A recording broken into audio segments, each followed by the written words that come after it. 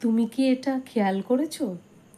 তুমি সবার সাথে ভালো সম্পর্ক রাখতে গিয়ে অনেকের চোখে ব্যক্তিত্বহীন হয়ে যাচ্ছ, অনেকের চোখে ছোট হয়ে যাচ্ছ, আবার অনেকের চোখে গুরুত্বহীন হয়ে যাচ্ছ, আবার অনেকে তোমাকে খুব অ্যাভেলেবেল মনে করছে।